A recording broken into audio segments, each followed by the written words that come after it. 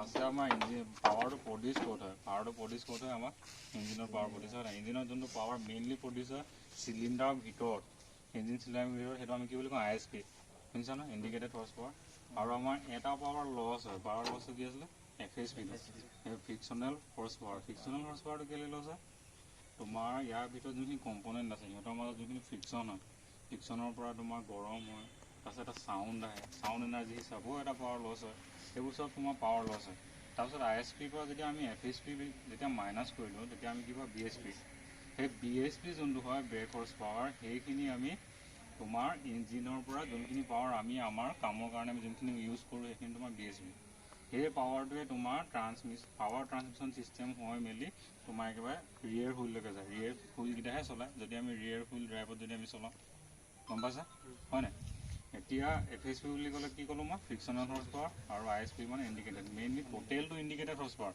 তাৰপিছত FHP frictional horse পাৱাৰটো minus কৰাৰ লগে লগে আমি কি পাওঁ BSP হ'ল এইটো ঠিক আছে তাৰপিছত কি আহিলে তোমাৰ ইঞ্জিনৰ লগত কি লাগি থাকে ফ্লাই হুইল এটা লাগি থাকে হয় ফ্লাই হুইলৰ লগত তাৰ পিছতে কি লাগি থাকিব তোমাৰ ক্লাছ এছেম্বলিটো লাগি থাকিব তাত তোমাৰ ক্লাছ প্লেট থাকিব প্ৰেছাৰ প্লেট থাকিব আৰু তোমাৰ স্প্ৰিং থাকিব ফ্লেঞ্চ থাকিব সেইবোৰ মানে সেইখিনি কম্পনেণ্ট তোমাৰ ক্লাছ এছেম্বলিত সোমাই আছে তাৰ পিছতে কি লাগি আছে এইটো গিয়াৰ বক্স এতিয়া গিয়াৰ বক্সত তোমাৰ ইয়াত আমি কি দেখিছোঁ ওচৰলৈ আহোঁ গিয়াৰ বক্সত চোৱা গিয়াৰ বক্সত আমি কি দেখিছোঁ ইয়াত তোমাৰ গিয়াৰ কিছুমানৰ এছেম্বলি আছে চব গিয়াৰ মানে তোমাৰ এটা ধুনীয়াকৈ চিংক হৈ আছে হয় নহয় গম পাইছা কিন্তু এতিয়া ইয়াত আমি এটা কথা জানিব লাগিব ইয়াত তোমাৰ পাৱাৰ ট্ৰান্সমিশ্যনৰ ডাইৰেকশ্যনটো কোনফালে এতিয়া পাৱাৰটো প্ৰডিউচ হৈছে তোমাৰ ইঞ্জিনৰ পৰা ইয়াৰ ডাইৰেকশ্যনটো একদম চিধা ষ্ট্ৰেইট সেইটো ডাইৰেকশ্যনলৈকে পাৱাৰটো গৈছে হ'ল এতিয়া ইয়াত যোনখিনি তোমাৰ গিয়াৰ আছে ইয়াত তোমাৰ এটা গিয়াৰৰ নাম হৈছে তোমাৰ স্পাৰ গিয়াৰ আৰু এটা গিয়াৰৰ নাম হৈছে হেলিকেল গিয়াৰ এতিয়া স্পাৰ গিয়াৰ আৰু হেলিকেল গিয়াৰৰ মানে কথাটো জানিব লাগিব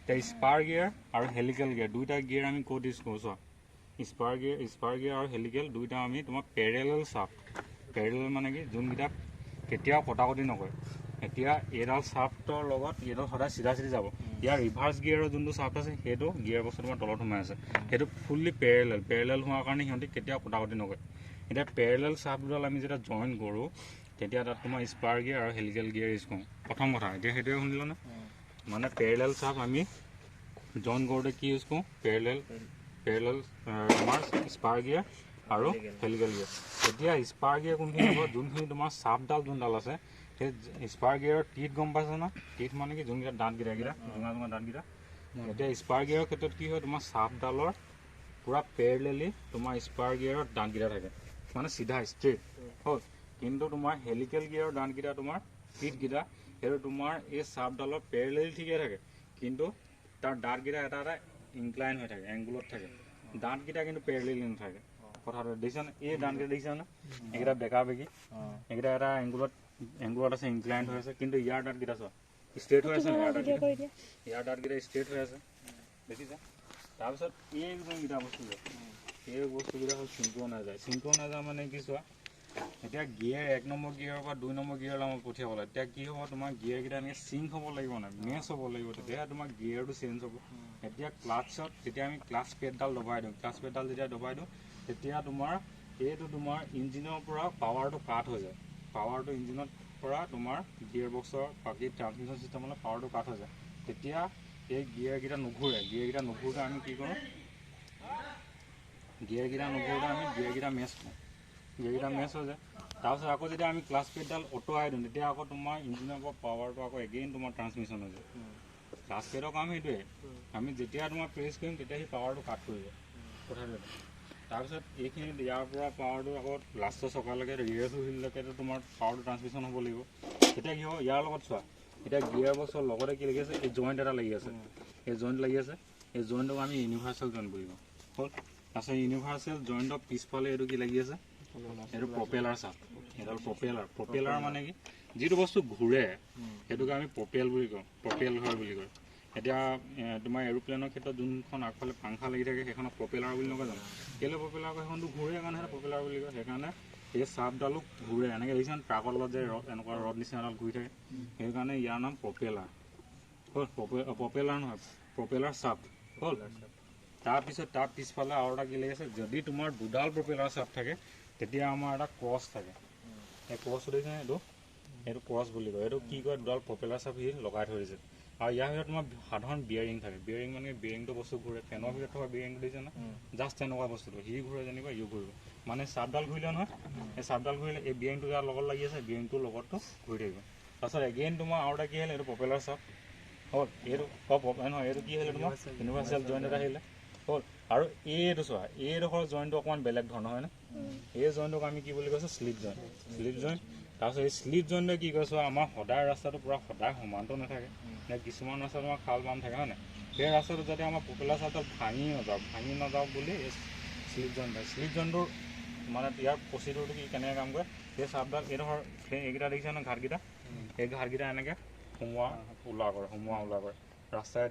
এতিয়া কিছুমান ৰাস্তা তোমাৰ সেইফালে গাঁত আছে, এইফালে বোলে ওখ আছে, তেতিয়া সি এইটো চাইডে সোমাই গ'ল, এইটো চাইডে উঠি যাব মানে চকাত, তেতিয়া এইটোৱে তোমাৰ ধুনীয়াকৈ সি মেনেজ কৰিব। ই এবাৰ সোমাব আকৌ ওলাব, মানে চাপডাল সি প্ৰেছাৰ পাব নিদিয়ে, চাপডালৰ ওপৰত মানে এক্সট্ৰাকৈ প্ৰেছাৰ এটা পাব নিদিয়ে। তাৰপিছত আকৌ আহিলে কি, এইডোখৰ আমাৰ আকৌ প্ৰপেলাৰ চাপ। তাৰপিছত সেইডোখৰ কি আহিলে, ইউনিভাৰ্চেল জইণ্ট। সেই ইউনিভাৰ্চেল জইণ্টৰ পিছত এই ফুটবল নিচিনা সেইটো তোমাৰ ফুটবল লাগি থোৱা থাকে নহয়, দেখিছা ন? এইটো আমি কি বুলি কয়, ডিফাৰেঞ্চিয়েল হ'ল। এইডোখৰলৈকে ঠিকে আছে। এইডোখৰলৈ চোৱা, তোমাৰ পাৱাৰ ট্ৰান্সমিশ্যনটো কেনেকুৱা আছে, এডাল লাইনত হৈছে, ষ্ট্ৰেইট লাইন হয় নে? Straight line.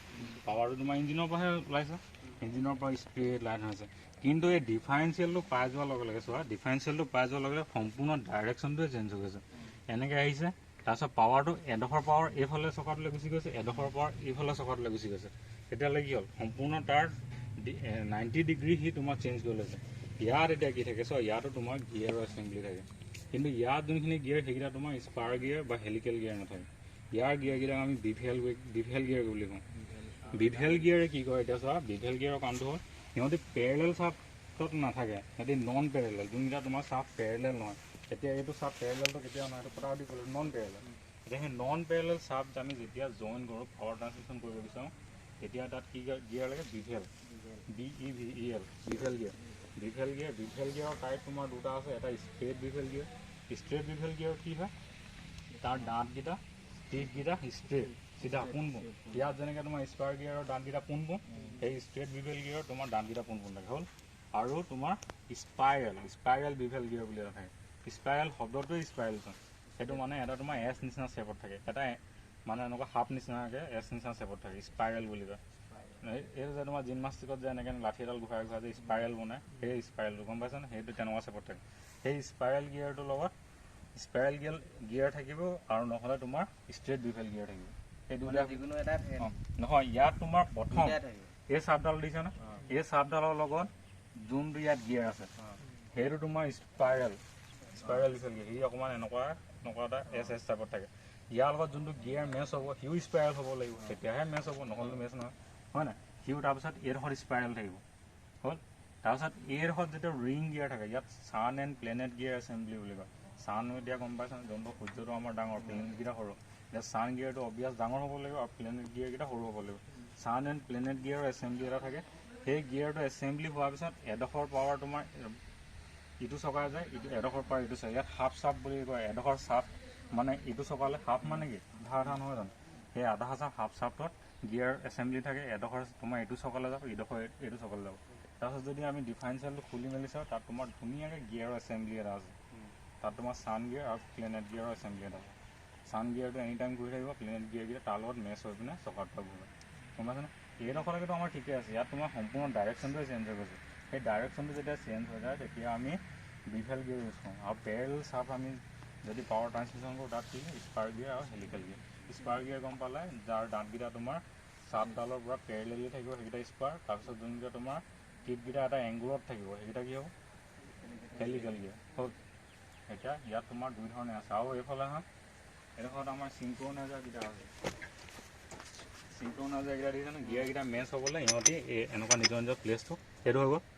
এতিয়া এটা বেলেগ গিয়াৰ লাগিলে, আকৌ এইফালে আহিলে, আকৌ যদি চিংক হ'ব, এনেকৈ ঘূৰি নাথাকিব জানো? এনেকৈ ঘূৰি পিনে এনেকৈ মেচ হ'ব। তাৰপিছত এটা গিয়াৰ লাগিলে, আকৌ তোমাৰ আকৌ এডাল ঘূৰি পিনে আকৌ ক'ৰবাত গৈ পিনে এনেকৈ মেচ হ'ব, তেতিয়া আৰু এটা গিয়াৰ লাগিলে। তেনেকৈ গিয়াৰ চেঞ্জটো তেনেকৈ হৈ যায়।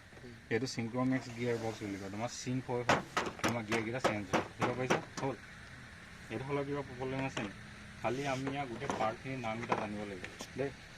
আৰু কোনটো বস্তুত কি কেনেকৈ কাম কৰে। আৰু ইঞ্জিনটো কিন্তু পাৱাৰ ট্ৰান্সমিশ্যন ছিষ্টেমত নপৰে আকৌ, সি তোমাৰ পাৱাৰটো প্ৰডিউচে কৰে। তাৰ পিছৰ যিমান কম্পনেণ্ট আছে সেইখিনি পাৱাৰ ট্ৰান্সমিশ্যন ছিষ্টেমত, গম পাইছা। এতিয়া তোমালোকে নিজে ভাবা এইটো কিমান এইখিনি বস্তু আছে, ইয়াৰ যদি এটা বস্তু নথকা হৈ যায় তোমাৰ পাৱাৰ ট্ৰান্সমিশ্যন নহয় আকৌ, গম পাইছানে। সেই একেলগে তোমাৰ চকাকেইটাও দৰকাৰ হয় আকৌ, চকাকেইটা নহ'লেতো গাড়ীখন ক'ৰ পৰা যাব, নাযায়। ধৰিব পাৰিছা হ'ল নাই। আৰু কি আছে, আৰু এইকেইটা তোমাৰ চিংক্ৰনাইজাৰ নিচিনাকৈ কাম কৰে, ইহঁতি ওপৰ খাপকৈ এইটো ইয়াৰ লগত তোমাৰ সেই গিয়াৰৰ ওপৰৰ লিভাৰডাল লাগি থাকে, আমি যিমান হিলাম ইও হিলিব।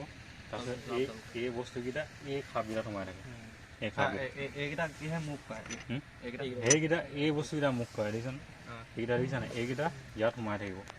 তাৰপিছত ই এনেকৈ মুভ হ'ব, হৈ গৈছে হ'ল।